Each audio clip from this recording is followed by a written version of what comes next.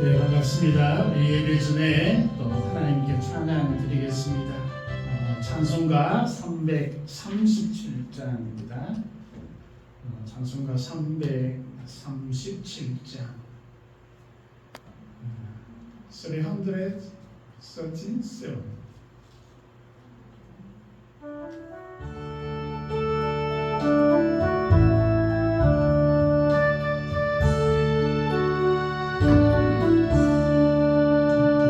모든 시험 무거운 짐을 주 예수 앞에 아뢰며 근심에 쌓인 날 돌아보사 내 관심 모두 맡으시네 무거운 짐을 나 홀로 지고 견디다 못해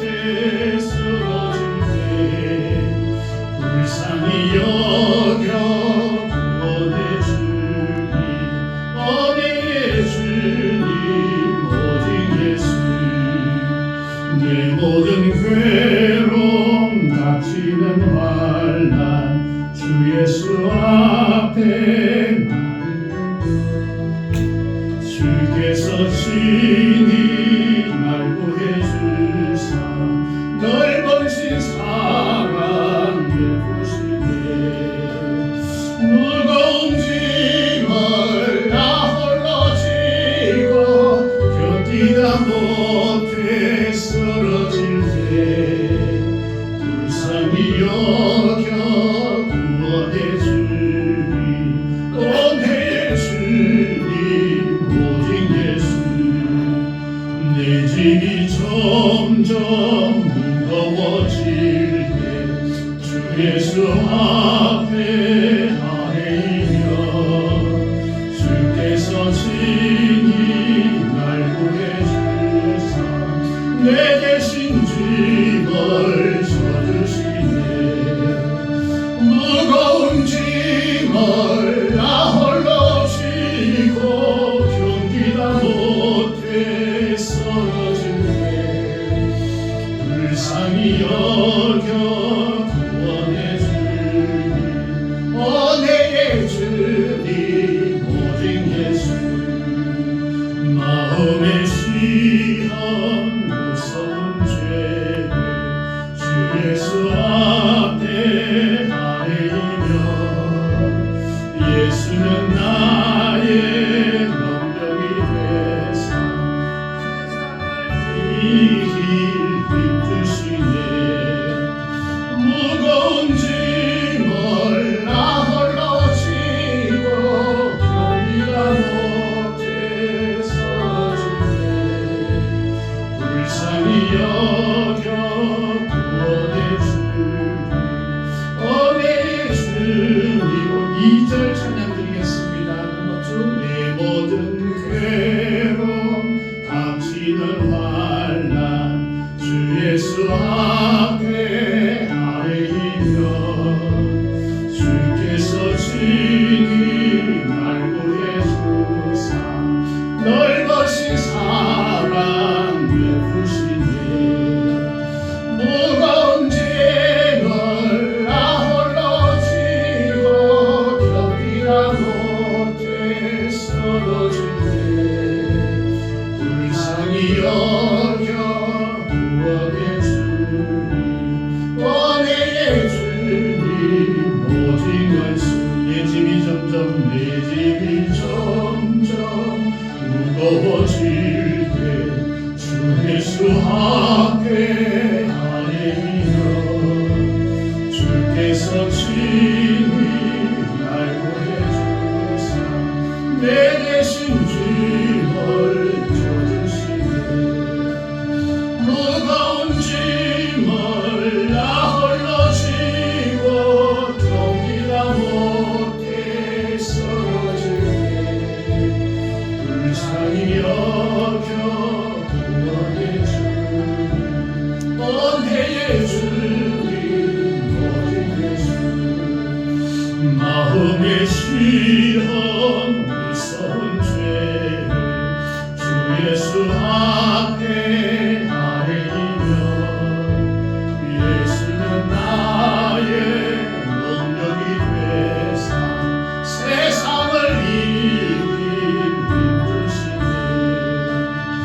무거운 짐을 나 홀로 지고 견디다 못해 쓰러질 때 불쌍히 여겨 구원해 주는 은혜의 주님 오직 예수. 아멘. 우리 주님밖에 없습니다. 우리 찬송 342장 찬양드리겠습니다. 찬송가 342장입니다.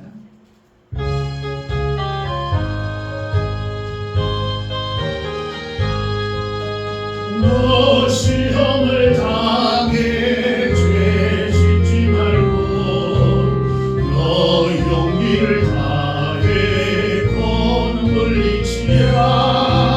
너 시험을 이겨 새 힘을 얻고 주 예수를 믿어 널 승리하라.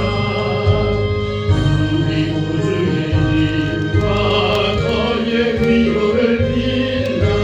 주님 내 편에 서서 항상 도우시니 내 친구를 삼가 잘 선택하고 너 선행을 삼가 널 조심하라. 너 열심을 다해 널 충성하고 온 정성을 다해 주 봉사하라. 우리 구주의 힘과 그의 위로를 빌라. 주님 내 편에 서서 항상 도우시니 잘 이기는 자는 상 받으리니 너 낙심치 말고 널 전진하라. 내 구세주 예수 힘 주시리니 주 예수를 믿어 널 승리하라. 우리 구주의 힘과 그의 위로를 빌라. 주님 내 편에 서서 항상 도우시니. 아멘. 찬송가 338장 찬양드리겠습니다. 338장입니다.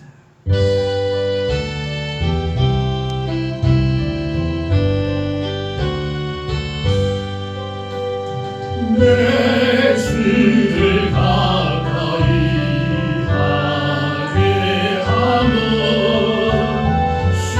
십자가 진 같은 곳에이나 내 일생 소원은 널 찬송하면서 주께 더 나아가리 원합니다. 내 고생하는 것 왜냐고비 돌베개 메고 삼갔습니다. 오늘도 소원은 널 찬송하면서 주께 더 나아가리 원합니다. 천성에 가는 길 험하여도 생명길 배나니 어려워라. 천사 날 부르니 늘 찬송하면서 주께 더 나아가리 원합니다. 야곱이 잠되어 일어나도 돌하늘 쌓은 것 못 받아서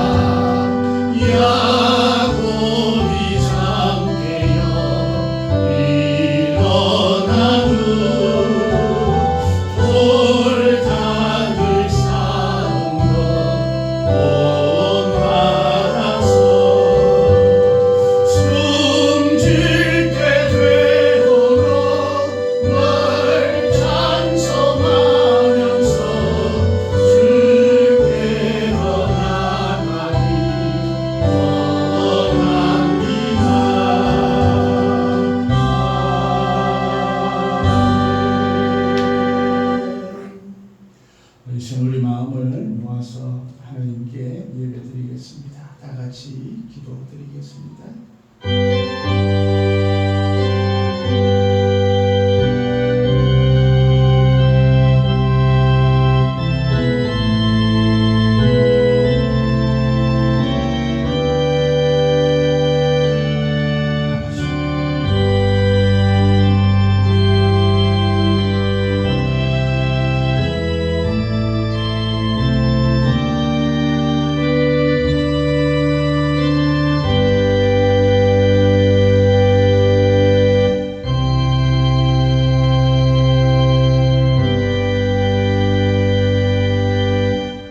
오직 그만이 나의 반석이시요 나의 구원이시요 나의 요새이시니 내가 흔들리지 아니하리로다.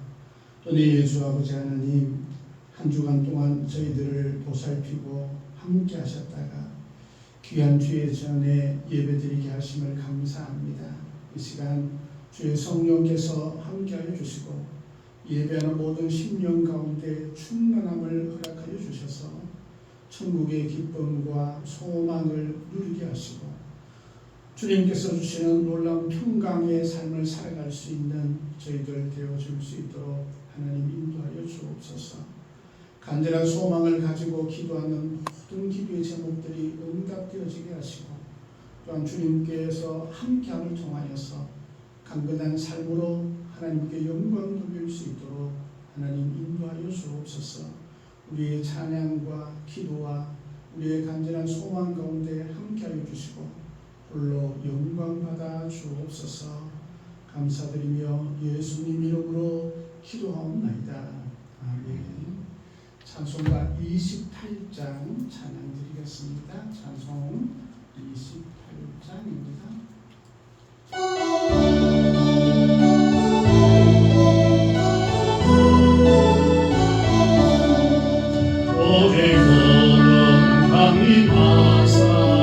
찬송하게 하소서. 한량없이 담임하신 청량할 길 없도다. 천사들의 찬송가를 내게 다뤄지소서. 구속하신 거사랑을 항상 찬송합니다. 주의 까지 왔으니 이와 같이 천국에도 이루기를 바라네. 하나님의 품을 떠나 죄에 빠진 우리를 예수 구원하시려고 노를 흘려주셨네. 주의 귀한 은혜 일생 빚진 자들이 주의 은혜 사슬 되사 나를 주게 되소서. 우리 마음 연약하여 경계하기 쉬우니 하나님이 받으시고 천국인을 주소서.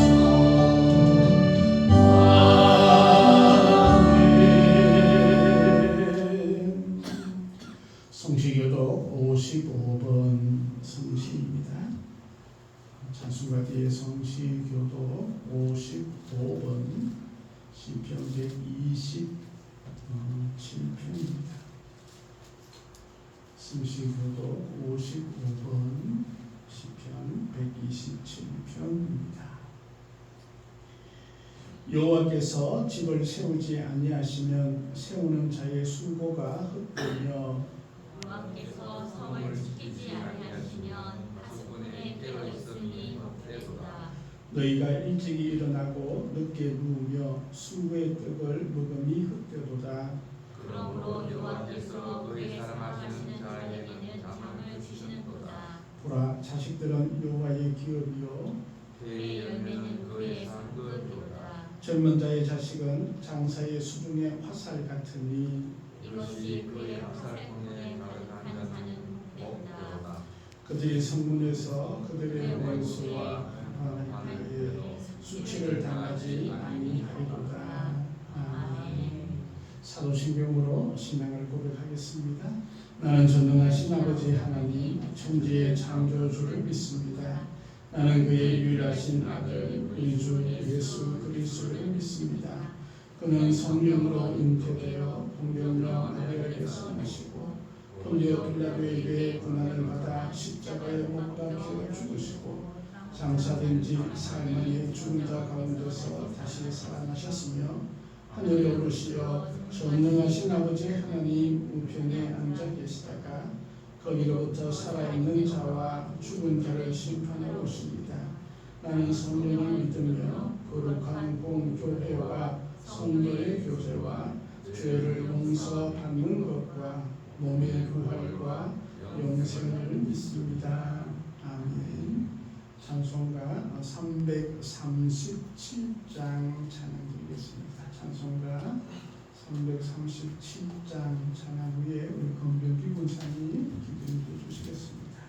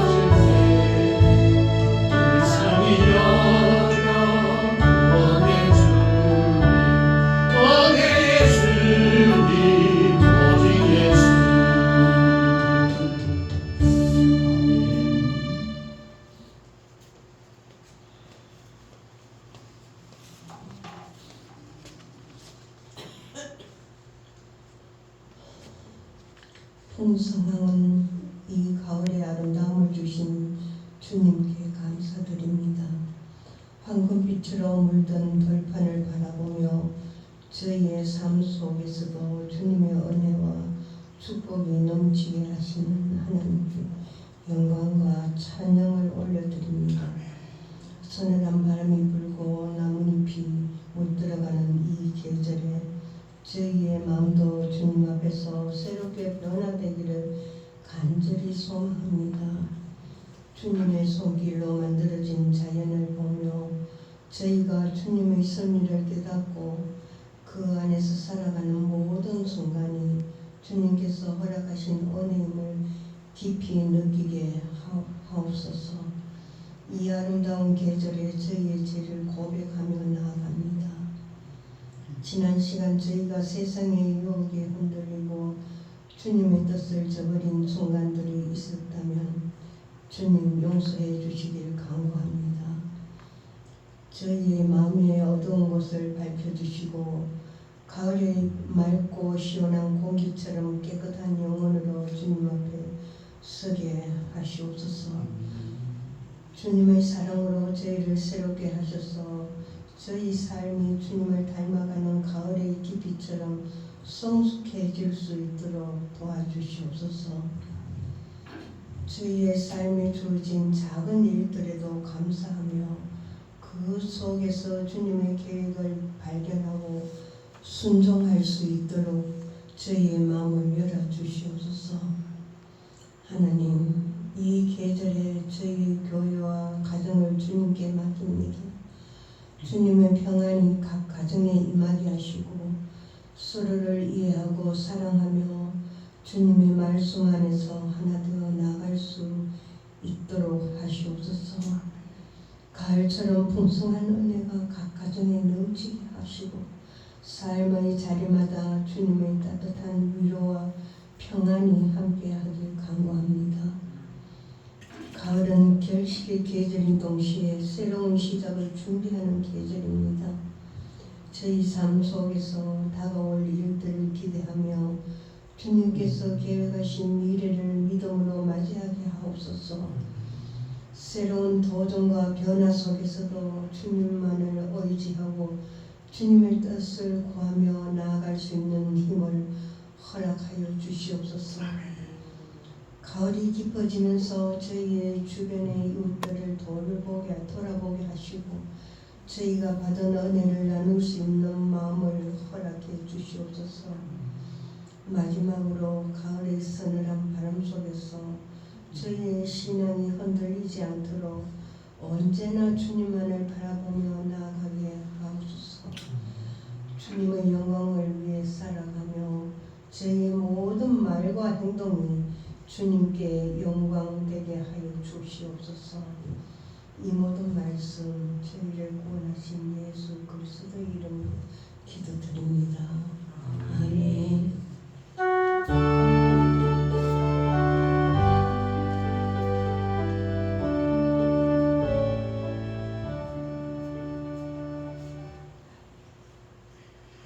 아멘. 감사합니다. 우리 하나님의 말씀 보시겠습니다. 구약 시편 61편의 말씀입니다. 구약 시편 61편의 말씀 제가 봉독해 드리겠습니다. 구약 845면입니다. 시편 61편 1절에서 8절 말씀입니다. 하나님이여 나의 부르짖음을 들으시며 내 기도에 유의하소서. 내 마음이 약해질 때에 땅끝에서부터 주께 부르짖으오니 나보다 높은 바위에 나를 인도하소서. 주는 나의 피난처시요 원수를 피하는 견고한 망대이심이니이다. 내가 영원히 주의 장막에 머물며 내가 주의 날개 아래로 피하리이다. 셀라. 주 하나님이여 주께서 나의 소원을 들으시고 주의 이름을 경외하는 자가 얻을 기업을 내게 주셨나이다. 주께서 왕에게 장수하게 하사 그의 나이가 여러 대에 미치게 하시리이다. 그가 영원히 하나님 앞에서 거주하리니 인자와 진리를 예비하사 그를 보호하소서. 그리하시면 내가 주의 이름을 영원히 찬양하며 매일 나의 소원을 이행하리이다. 아멘. 이 찬양 342장 찬양 드리겠습니다. 342장 찬양 드리겠습니다.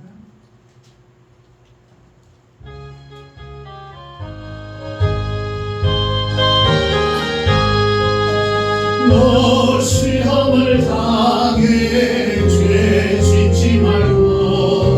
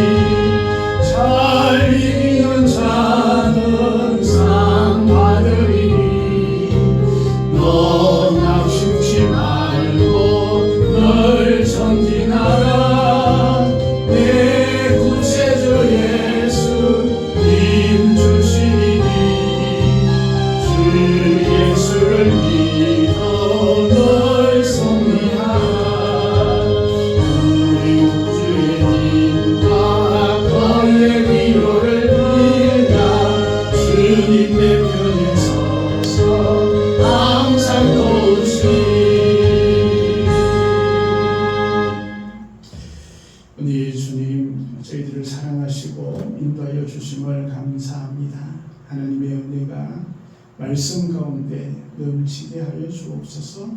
감사드리며 예수님 이름으로 기도하옵나이다. 아멘. 편안하셨나요? 네, 감사합니다. 오늘은 마음이 약해질 때라는 제목으로 시편 61편 말씀으로 오늘을 나누고자 합니다. 2절 말씀 보니까 내 마음이 약해질 때에 라고 다윗은 고백을 하고 있습니다. 다윗은 용사이고 또 왕이었지만 결코 그의 인생은 평탄의 길만 가지 않았습니다. 늘 고난이었고 힘든 일정이었습니다. 많은 대적들로 인하여서 위기도 경험을 했습니다. 오늘 본문 61편의 시는 많은 학자들이 얘기하기를 아들 압살롬이 반역을 일으켰습니다. 아들이 아버지를 배반하고 아버지를 죽이려고 했던 그런 시기였죠. 그러면서 압살롬의 반역으로 다윗이 이제 왕권을 잃고 멀리 요단 동편으로 피신한 상황에서 자기 처지를 이야기하면서 기록한 시라고 이야기를 합니다. 오늘 2절 말씀에도 내 마음이 약해질 때에 땅 끝에서부터 주께 부르짖으리라고 말하고 있습니다. 그가 위치해 있는 것이 땅 끝이다라고 그렇게 고백을 하고 있죠. 땅 끝. 물론 이제 도망을 쳐서 더 이상 갈 곳이 없는 그런 곳이기도 하고 자기의 마음도 땅 끝과 같은 위태로운 더 이상 도망을 칠 수도 없고 또 힘든 그런 상황들을 이야기하면서 이 고백을 하고 있는 것을 보게 됩니다. 이 약해질 때라는 말은 기력이 없다, 실신하다라는 그런 뜻을 담고 있는 그런 단어입니다. 공동번역 성경에는 심장이 멎을 듯 다급하지만 이렇게 번역을 했습니다. 심장이 멈춘다라는 것은 바로 죽기 일보 직전이다. 그렇죠. 마음이 우리가 아프고 아프다면 진짜 죽기 일보 직전까지 갈 수 있다라는 것이죠. 우리가 이전에 개역 성경에는 내 마음이 눌릴 때라고 그렇게 번역을 하고 있습니다. 마음이 눌려서 어떻게 할 수 없을 정도로 그렇게 힘들 때라는 것이죠. 오늘 본문에는 마음이 약할 때라고 개역 개정에는 그렇게 번역을 하고 있습니다. 마음이 약해졌다. 마음이 도저히 힘이 들어서 쓰러질 정도가 되었다라는 것입니다. 우리가 살아가면서 이런 일들을 참 많이 경험을 합니다. 사업을 하던 사람이 갑자기 사업이 어렵게 되기도 하고요. 또 건강에 이상이 생길 수도 있습니다. 좋은 관계에 지내던 그런 지인들의 배반을 당하기도 합니다. 믿었던 사람들의 배신을 당하기도 하죠. 가장 사랑해야 할 사람으로부터 진짜 듣지도 못할 그런 모욕을 당할 때도 있다라는 것을 우리가 경험을 합니다. 때로는 뭔가 도전을 했지만 계속 실패를 하는 실패의 경험으로 우리 마음이 눌릴 때도 있습니다. 때로는 배신감, 때로는 우울감들이 우리에게 올 때도 있죠. 어느덧 나 자신을 데려다 보니까 해놓은 것도 없고 벌써 가을은 벌써 10월의 중반을 향해 달려가는 나를 볼 때 어느 날 갑자기 우울해지는 그런 마음이 있을 때도 있습니다. 때로는 남들은 잘 되어가고 참 뜬뜬거리며 살아가는 것 같은데 나는 내 꼬라지가 왜 이러냐라고 열등감들을 느낄 때도 있습니다. 때로는 잠을 자는데 갑자기 두려움이 느껴져서 잠을 설칠 때도 있습니다. 좌절감들이 우리에게 올 때도 있습니다. 이 모든 것들이 우리의 마음을 연약하게 할 때라는 것이죠. 이 연약할 때에 참으로 다윗은 자기 아들로부터 배신을 당하고 참 아들의 군사들을 피해서 도망을 치는 땅끝까지 있는 그런 절박한 상황 가운데 있습니다. 참 그나마 우리는 다행이다 생각되어집니다. 아들이 나를 죽이려 오지 않으니까 물론 아들이 죽이겠습니까만 그의 부하들이 다윗을 죽이려고 따라오는 그런 험악한 그런 세상을 우리가 경험하지 않았으면 참 다행이다 생각이 되어지지만 이 다윗의 마음이 얼마나 좌절감과 배신감과 그런 아픔들이 있겠습니까? 사실 우리에게도 이런 상황이 또 있을 수도 있고 또 앞으로 다가올 수도 있다 그런 생각이 되어집니다. 그러면서 우리 마음 가운데 우리 마음이 지금 약해져 있다면 때로는 우리가 약해질 수 있는 상황이 우리에게 온다면 우리는 어떻게 해야 할까? 어떻게 보면 예방주사와 같은 그런 말씀이 오늘의 말씀이 아닐까 생각이 되었습니다. 첫째는 마음이 약해질 때 주께 부르짖어야 한다라는 것입니다. 1절 말씀이죠. 하나님이여 나의 부르짖음을 들으시며 내 기도에 유의하소서. 2절에도 땅 끝에서부터 주께 부르짖으오르니 라고 다윗은 고백을 하고 있습니다.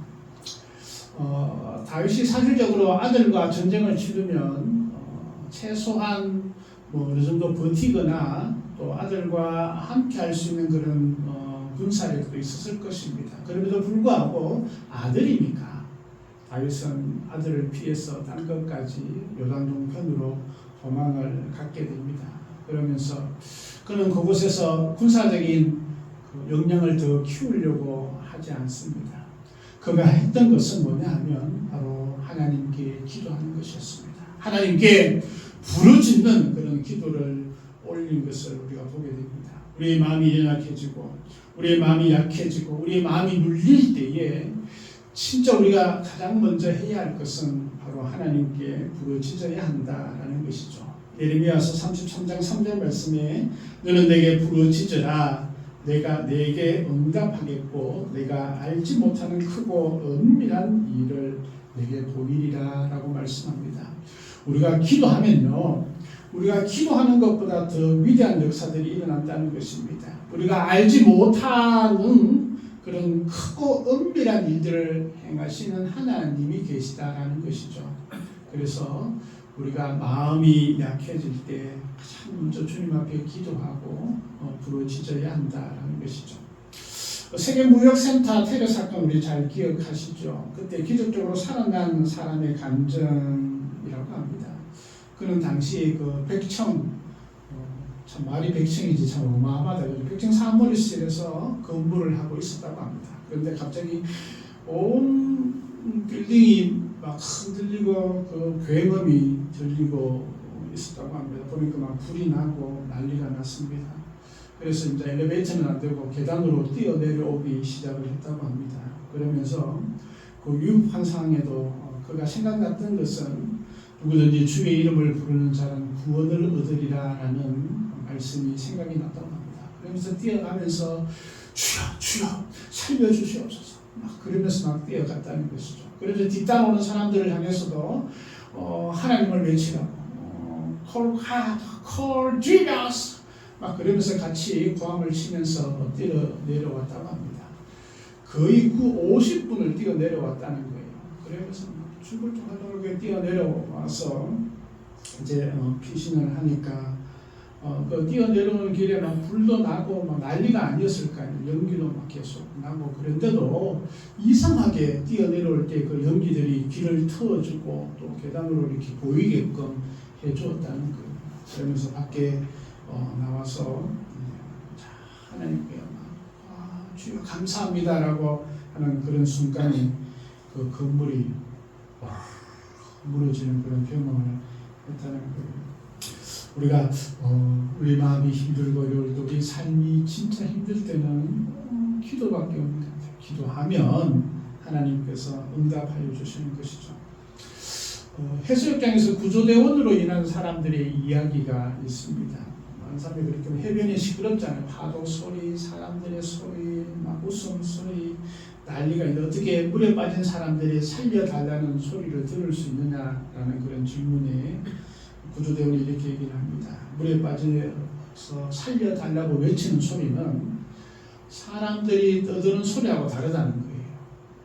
그리고 물에 달려서 살려달라고 하는 손짓 자체도 사람들이 일반적으로 장난을 치거나 운동을 하는 그런 손짓과 전혀 다르다는 거예요. 그래서 그 부르짖는 것이 큰맘 구조 대원에게 눈에 띄고 또 그 사람을 살려달라는 소리를 금방 알 수 있다는 거예요. 구조대원도 사람이 죽어갈 때에 그 소리를 듣잖아요. 그죠? 우리 하나님은 우리가 부르짖어 기도하는 소리를 외면하지 않으십니다. 부르짖어 기도하는 그 소리를 하나님께서는 금방 들으시고 응답하여 주시는 것입니다. 사실 압살롬의 반란으로 인해서 참 힘들고 어려울 때에 다윗은 인간적인 방법을 선택하지 않았습니다. 군사력을 키우거나 때로는 압살롬의 반란을 진압할 수 있는 그런 작전을 짜거나 아니면 다른 행동을 개시하지 않았고 그는 하나님 앞에 부르짖어 기도하고 있었음을 보게 됩니다. 기도하면 하나님의 역사가 일어나는 것이죠. 기도하면 하나님의 위대하신 들이 우리의 삶 가운데 드러나게 되는 것입니다. 기도하면 처음에는 진 것 같지만 역전의 기회를 허락하여 주시고 역전성으로 우리를 인도하시는 하나님을 우리가 체험할 수 있다는 것입니다. 두 번째, 마음이 약해질 때 유일한 피난처인 주께 피하여야 한다는 것입니다. 3절 말씀이죠. 주는 나의 피난처시요 원수를 피하는 견고한 망대이심이다. 내가 영원히 주의 장막에 머물며 내가 주의 날개 아래로 피하리이다 라고 말씀합니다. 우리에게 어려움이 있고 또 마음이 약해질 때 우리가 주님께 피하여야 합니다. 대체로 사람들이 어려움이 있고 힘들 그런 기회가 있을 때에 대체로 쾌락을 하면서 자기 마음을 위로받게 하거나 때로는 인간적인 방법을 사용을 해서 자기 마음을 좀 더 강하게 하려고 할 때가 참 많이 있습니다. 그러면 여러 가지 방법들이 있고 또 요즘은 심리학이나 또 우리가 잘 알듯이 병원에서도 정신과에서도 좋은 약물도 많이 있어서 많이 의지하려고 하죠. 물론 그런 것도 참 귀하고 우리가 도움을 받을 수 있는 좋은 도구입니다. 그러나 진짜 중요한 것은 하나님께 피할 수 있는 그런 마음이 우리에게 주어져야 합니다. 우리가 갑자기 소낙비를 만나면 우리 처마 밑에 피해본 그런 경험들이 있죠. 소낙비가 쫙 내리면 잠시 동안 우리가 처마 아래에 가서 그 소낙비를 피하고 난 다음에 어떻습니까? 조그만 구름이 싹 지나가면 햇빛이 쨍쨍 나는 그런 경험들을 우리가 해본 적이 있습니다. 그렇습니다. 우리가 갑자기 마음이 약해지거나 우리 인생의 어려움들이 올 때 우리는 가장 먼저 하나님 앞에 피하는 것, 이것이 매우 중요합니다. 왜냐하면 하나님 우리의 피난처이시고 견고한 망대이시고 주의 날개를 펴셔서 참으로 어미 닭이 병아리를 품듯이 우리를 품어주시는 하나님이 있다는 것이죠. 피한다라는 것이 어떤 의미일까요? 하나님이 안 보이는데 우리가 어떻게 피하죠? 죽게 피한다. 어떻게 피하는 거예요? 좀 애매하지 않나요? 저는 이런 생각을 해보았습니다. 죽게 피한다라는 것은 방향성이구나. 방향성이구나. 그 처마 밑에 소나기 올 때 잠깐 처마 밑으로 들어간다라는 것은 처마를 향해서 가는 거잖아요. 그래서 비가 오는 길을 걸어가는 것이 아니라 우리도 마찬가지로 죽게 피하는 것은 우리의 삶 가운데 어떤 어려움이 있고 마음이 약해질 때에 우리의 방향이 어디로 향하고 있냐 하는 것이죠. 하나님을 찾아야 되고 하나님 앞에 나가야 하고 하나님을 바라보면서 우리의 삶의 흐름들을 움직여가는 것, 그러면 하나님께서 주의 날개를 펴서 우리를 보살펴 주신다라는 것입니다. 신은 에베네셀을 창업한 그 박성철 회장 그분 이야기입니다. 참 그분은 대단한 신앙인이죠. 또 신앙의 기업가였습니다. 그가 그대로 좋은 신앙을 가졌지만 그의 회사도 참 어려움들을 많이 겪었습니다. 특별히 이제 외환위기 때나 이럴 때는 엄청나게 직원들을 정리해야 하는 아픔을 겪었던 그런 사람이죠. 그럼에도 불구하고 그 어려움이 들어올 때에 늘 기도했다고 합니다. 주님, 회사를 살려주십시오. 세상에 보답할 수 있는 기회를 주옵소서. 부르짖으면서 그렇게 기도를 했다는 것입니다. 교회 출장을 가거나 멀리 갈 때에도 예배에 빠지지 않고 늘 하나님 앞에 나아갔죠. 또 때로는 기도하는 도중에 암이 진단이 되어서 암 수술을 받아야 할 때도 있었다고 합니다. 그럼에도 포기하지 않고 하나님을 원망하지 않고 지속적으로 그렇게 기도하면서 하나님 앞에 나아갔다고 합니다. 그랬더니 하나님께서 그를 치유하시고 낫게 하시고 회복하시는 은혜를 경험했다고 늘 간증을 하죠. 한 갤럽에서 가장 행복한 사람은 누군가 라는 여론조사를 했다고 합니다. 그랬더니 가장 행복한 사람은 종교적 체험을 가진 사람들이었고 가장 불행한 사람은 밤낮으로 술집을 드나드는 사람이 가장 불행한 사람이었다라고 이야기를 합니다. 4절 말씀을 보니까 내가 영원히 주의 장막에 머물며 내가 주의 날개 아래로 피하리다 라고 고백을 하고 있습니다. 우리가 마음이 약해질 때 어디로 향할까요? 물론 술집으로 가진 않을 거예요. 세상 많은 남자들은 술이 그것을 해결해 줄 수 있고 잊을 수 있다고 생각을 합니다. 그래서 술을 마시러 가죠. 우리나라가 어떤 나라보다 술을 가장 많이 판매되는 그런 나라 1인당 판매량을 보면 그만큼 힘들고 어려운 삶을 살아가고 있는 것이죠. 또 어떤 사람은 다른 방법을 찾습니다. 쾌락을 찾거나 때로는 젊은이들 가운데는 취업을 해도 잘 안 되고 하니까 그냥 집에 틀어박혀서 그냥 게임만 주구장창 게임을 향하는 그런 젊은이들도 있습니다. 우리가 마음이 약해지고 어려울 때 주님을 향해 나아갈 수 있는 걸음이 되어야 한다는 것입니다. 우리의 방향이 주님을 향해 나아갈 수 있어야 한다는 것입니다. 세 번째는 마음이 약해질 때 하나님 앞에 거주하여야 한다라고 기록하고 있습니다. 4절에도 내가 영원히 주의 장막에 머물며 라고 말씀하고 있고 또 7절 말씀에도 그가 영원히 하나님 앞에서 거주하리니 라고 말하고 있습니다. 우리가 주께 피한다라는 것은 좀 일시적이죠. 그죠? 잠깐 동안 소나기를 피하듯이 피하는 것이지만 거주한다라는 것은 살아가는 거예요. 삶 자체인 거예요. 진짜 우리가 마음이 약해지고 힘들어지고 어려워할 때에 내가 어디에 살고 있느냐 하는 것이 참 중요합니다. 내가 어디에 살고 있느냐. 하나님께서는 하나님 품에 또 하나님의 백성으로 살아가야 함에도 불구하고 하나님의 백성으로 살아가지 않을 때에 때로는 인생의 험한 파도를 우리에게 주실 때도 있습니다.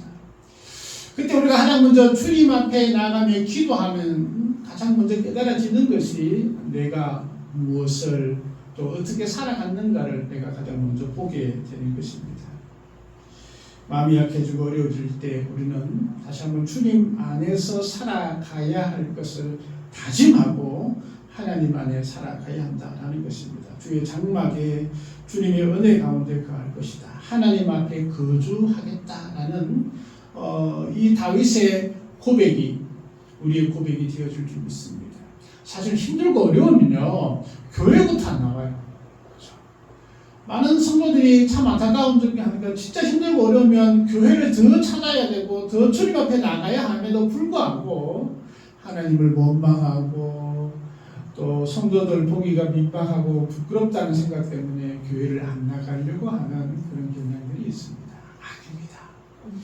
진짜 마음이 약해지고 어려울 때는 더 주님 앞에 나가야 하고 또 함께 교회 공동체가 함께 기도함들을 받아서 함께 이겨나가야 하는 것이 참으로 하나님 앞에 살아가는 것이고 하나님 앞에 거주하는 것이다 라고 생각이 되었습니다. 그러면 하나님의 교회에 더 가까이 하는 것, 거주하는 것이죠. 또 하나는 우리가 살아가면서 어떤 방법으로 살아가느냐 하는 거예요. 그것은 바로 하나님의 말씀이 기준이 되는 말씀의 삶으로 살아가는 것이 하나님 앞에 살아가는 것입니다. 삶의 방식이 하나님의 법으로 살아갈 때 우리의 약해진 마음이 더욱더 강해질 수 있습니다. 하나님 말씀 앞에 또 하나님의 법으로 우리가 거주하고 있을 때에 우리가 회복되어지고 또 새 힘을 하나님부터 얻을 수 있다는 것입니다. 그래서 하나님의 법으로 살아가기 위해서는 우리가 말씀으로 살아가고자 노력해야 합니다. 그러기 위해서는 말씀을 알아야 하고 말씀을 들어야 하고 또 말씀을 읽고 묵상하고 그 말씀들이 나의 말씀이 되어질 때 우리가 하나님 앞에 거주하는 것이 되어집니다. 그래서 우리가 말씀과 가까이 할 수 있는 우리가 되어야 합니다. 그러면 하나님 앞에 거주한다, 하나님 앞에 살아간다라는 것은 나의 삶 자체가 당당함이 있고 또 하나님께서 나를 지켜주시고 인도해 주시는 우리가 말하는 자존감이 높아질 수 있는 것입니다. 하나님 앞에 살아가면 어떤 것에도 당당하게 살아갈 수 있습니다. 섹스피어 우리 들어보셨죠? 섹스피어 참 위대한 그런 문인이자 지도자입니다. 이분이 오늘 한 식당에서 식사를 하게 되었다고 합니다. 그래서 이제 많은 사람들이 섹스피어가 왔다. 그래서 다들 참 유명한 분과 함께 식사 자리에 있다는 것은 즐거워하고 또 기뻐하고 행복함에 그렇게 젖어 있었다고 합니다. 그래서 모든 사람들이 인사도 하면서 경회를 표현을 했습니다. 그런데 그 식당에서 청소를 하고 있던 한 젊은이가 있었는데 이 젊은이가 투덜투덜 대더니 그냥 빗자루를 집어던지고 풀썩 앉아서 진짜 땅이 꺼져라 한숨을 들이키고 있는 것이었습니다. 이때 섹스피어가 식사를 멈추고 청년에게 다가가서 이렇게 물었다고 합니다. 자네 왜 빗자루를 던져버렸는가? 청년이 이렇게 대답을 합니다. 선생님, 저는 선생님과 똑같은 남자입니다. 그런데 선생님은 위대한 작품으로 많은 사람들에게 존경을 받고 또 많은 사람들로부터 칭송을 받는데 저는 고작 이 식당 바닥이나 청소하는 보잘것없는 일을 하고 있으니 제 자신이 한심할 따름입니다. 너무나 열등감 때문에 내 신세가 한심하여서 내가 빗자루를 던졌습니다. 그렇게 대답을 했다고 합니다. 이때 섹스피어는 이 청년의 어깨를 감싸 안으면서 이렇게 대답을 합니다. 그렇지 않다네. 자네가 큰 오해를 하고 있는 것이네. 나는 펜으로 하나님이 지으신 아름다운 그 우주의 한 부분을 펜으로 표현을 하고 있고 자네는 지금 하나님이 지으신 우주의 한 부분을 아름답게 청소하고 있는 것이네. 그렇다 보면 결국 우리는 하나님의 것을 일하고 있는 또 하나님의 일을 보면 같은 것이라고 할 수 있는 것이네. 내가 펜으로 하는 것이나 자네가 빗자루로 이 식당을 청소하는 것은 다 하나님의 일이다네 라고 이렇게 권면을 해 주었다고 합니다. 고작 식당 청소하는 것이냐 아니면 하나님께서 창조하신 우주의 한 부분을 깨끗하게 하는 것이냐 라는 관점의 차이는 엄청난 관점의 차이라고 생각을 합니다. 하나님 앞에 살아간다, 하나님 앞에 거주한다, 주의 장막에 살아간다라는 것은 저는 그렇다고 생각이 되어집니다. 우리가 마음이 약할 때 내 마음이 어디에 있느냐, 진짜 하나님 안에 있느냐 하는 것이죠. 하나님께서 나를 하나님의 자녀로 삼아주셨다. 그렇다면 내가 어떤 일을 하든지 어떤 상황에 있든지 그것이 주가 아니라 그것은 부수적인 것일 수밖에 없고 진짜 하나님께서 창조하신 온 우주의 한 부분에 있는 것을 내가 감당해 나아간다는 그 마음들이 있다면 참 귀한 마음이자 하나님의 역사하심이라고 생각이 되었습니다. 주의 장막에 영원히 거할 것이다 라고 얘기했죠. 근데 사실 이 다윗의 고백은 지금 사실 하나님의 법궤가 있는 다윗 성에서 쫓겨나 있는 상태입니다. 장소적으로 보면 언제 하나님의 법궤가 있는 그 성으로 돌아갈지 알 수 없는 상황입니다. 여기서 자기 인생을 마지막으로 끝날 수 있는 상황일 수도 있습니다. 그럼에도 불구하고 다윗은 소망을 가지고 내가 주님의 장막에서 거할 것입니다 라고 고백하고 있는, 주의 장막에 머물고 내가 영원한 소망을 포기하지 않고 하나님께서 회복시켜 주시는 그 은혜를 기억하며 소망하고 있다라는 것을 우리가 보게 됩니다.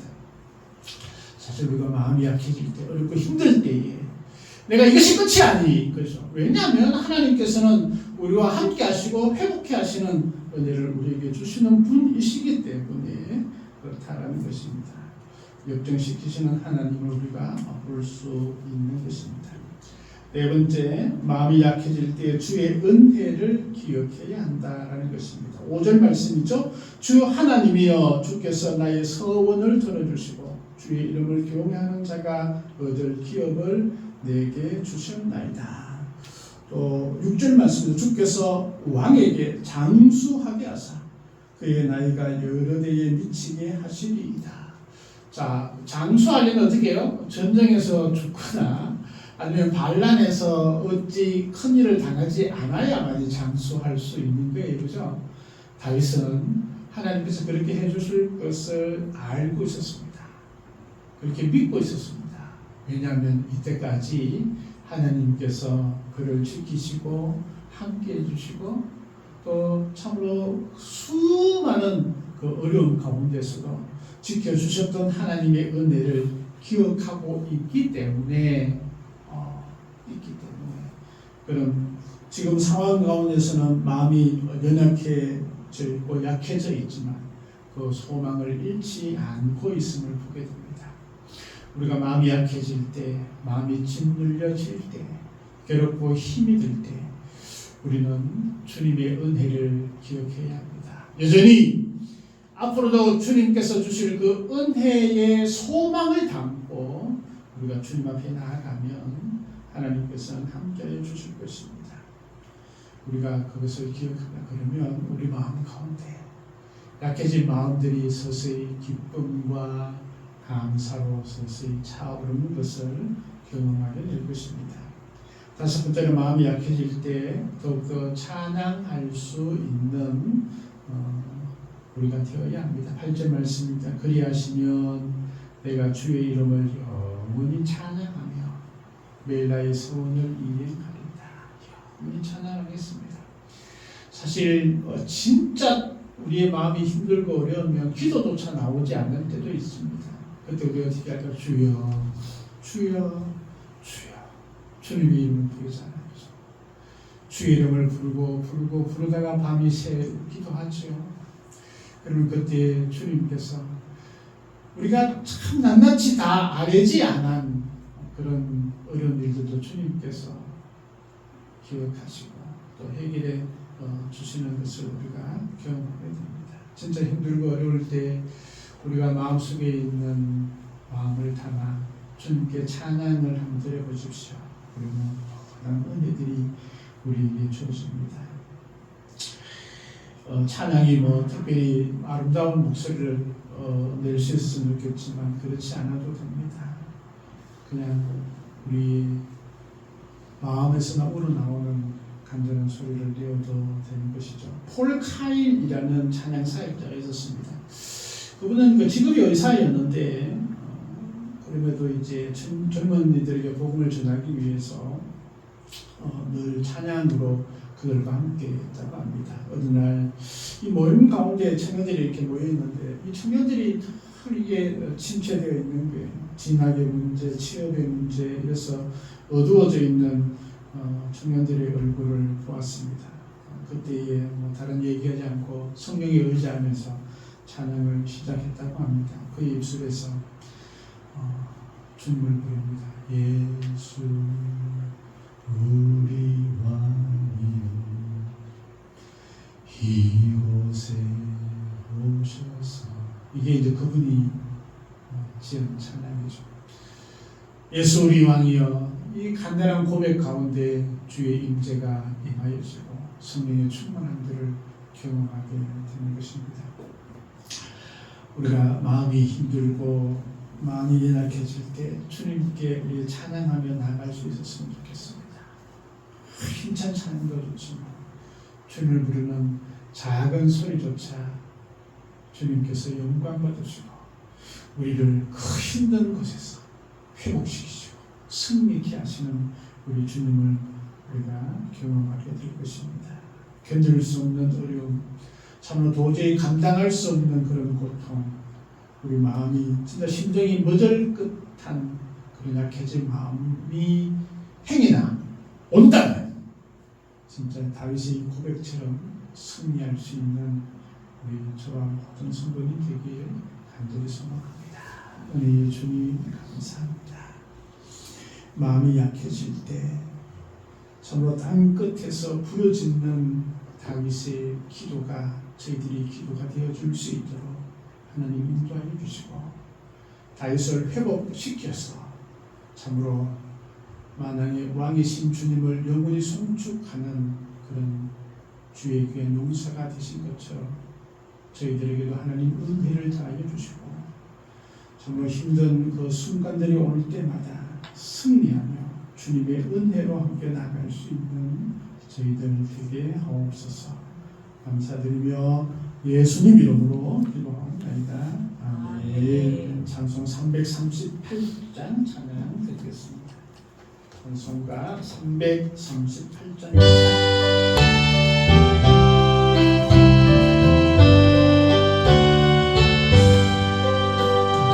내 주를 가까이 하게 하는 십자가 짊어진 오세이다.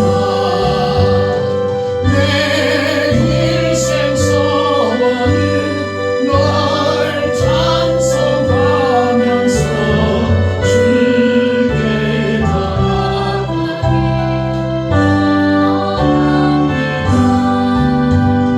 내 고생한 너의 야고니 널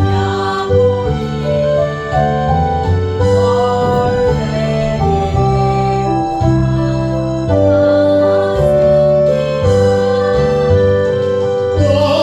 너네도 소원이 널 찬송하면서 주께 더 나가리 원합니다.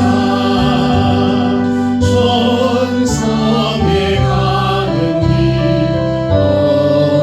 험하여도 생명길 되나니 원해오라.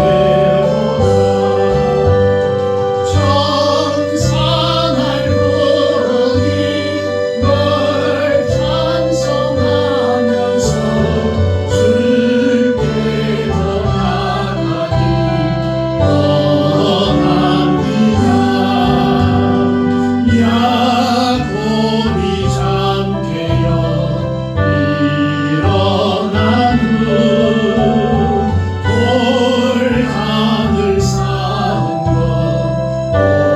본받아서 성질 때 되도록 널 찬송하면서 주께 더 나가니 원합니다.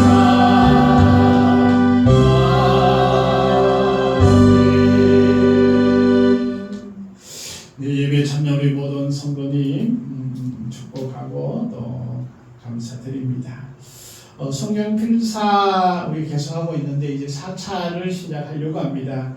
마태복음 또 히브리서 야고보서를 쓰려고 합니다.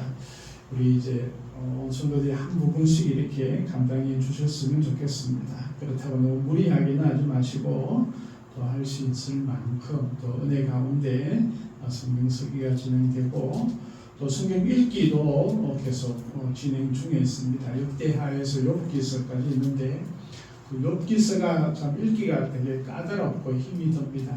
그럼에도 우리가 욥기를 이렇게 먼저 이번 읽을 장에는 주제가 뭔가 이렇게 성경 옆에 도움의 글들이 있으니까 조금 참고해 보셔서 읽으면 많은 도움이 되어줄 줄 믿습니다.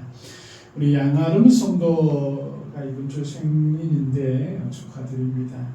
귀한 아기를 위해서도 많이 기도해 주셨으면 좋겠습니다. 성도들의 건강과 믿음을 위해서 청년들의 학업을 위해서도 계속 기도해 주셨으면 좋겠습니다. 우리 귀한 예물 드리고 축도함으로 예배를 마치겠습니다. 은혜의 주 아버지 하나님 감사합니다. 주님의 은혜 가운데 우리를 거하게 하시고 승리하게 해주심을 감사합니다. 11조 주님 앞에 드립니다. 귀한 손길 위에 하나님께서 함께하여 주시고 또 부족함이 없는 하나님의 풍성함을 허락하여 주시옵소서. 특별히 가정이 또 경제적으로 잘 되게 하시고 자녀 손들이 더욱더 하나님의 복을 받는 귀한 손길 되어줄 수 있도록 하나님 도와주시옵소서. 감사한 것 드립니다. 귀한 손길 위에 주님 은혜를 다해 주시고 더 많은 기쁨과 평강을 주님 허락하여 주시옵소서. 주일 헌금도 드립니다. 귀한 손길 위에 하나님께서 복이 넘쳐날 수 있도록 또 손으로 하는 모든 것이 주님의 은혜로 잘 되어줄 수 있도록 공통의 복을 허락하여 주시옵소서. 특별히 한 주간의 삶에도 하나님의 인도하심과 동행하심을 저희들이 체험하게 하시고 또 승리할 수 있는 저희들 되어줄 수 있도록 하나님 도와주옵소서. 모든 것 감사드리며 우리 주 예수 그리스도의 이름으로 기도하옵나이다. 아멘. 지금은 우리 주 예수 그리스도의 은혜와 아버지 하나님의 크신 사랑과 성령님의 인도하시고 또 교제케 하시고 내주하심이 내 마음이 약해질 때 주님 앞에 나아가는 모든 성도들 위해 영원토록 함께 하옵기를 간절히 축원하옵나이다. 아멘.